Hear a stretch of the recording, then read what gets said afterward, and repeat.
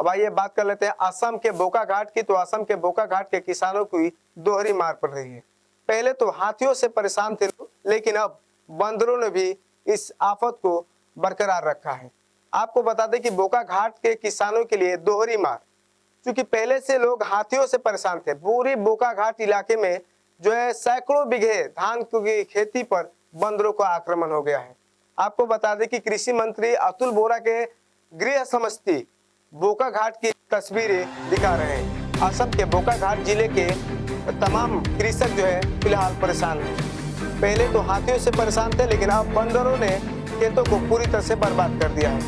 खेतों में लगे फसलों को पूरी तरह से बर्बाद कर दिया बंदरों ने। स्थानीय लोगों की माने तो बंदर लगातार खेतों में लगे फसल धान को पूरी तरह से बर्बाद कर रहे हैं।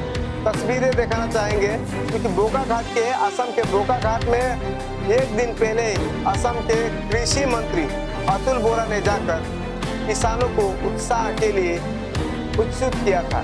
लेकिन अब बंदरों का आक्रमण बोकाघाट के किसानों पर लगातार चल रही है।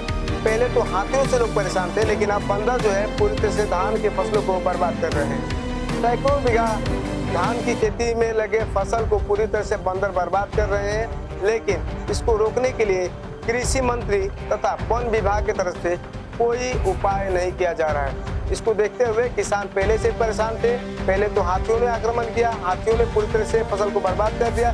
बचे हुए फसल को अब बंदर भी बर्बाद कर रहे हैं। अब देखने वाली बात यह होगी कि क्या कृषि मंत्री की इस पे नजर पड़ेगी।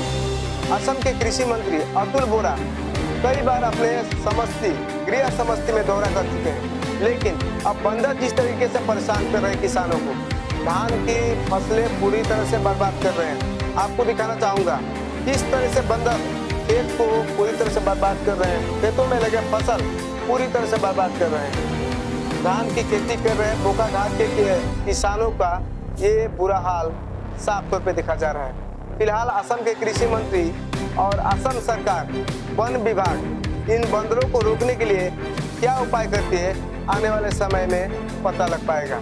आइए सुनवाते हैं बोकाघाट के किसानों की कुछ बातें हैं, आपके सामने रखना चाहेंगे। यदि माने बांदৰৰ কাৰণে খেতি কৰিব পৰা নাই, ইমান ভাল ভাল ধানবিলাক বান্দৰে খাই খতম কৰি দিছে। এতিয়া আমিতো কি কৰিম, উপায়তো নাই।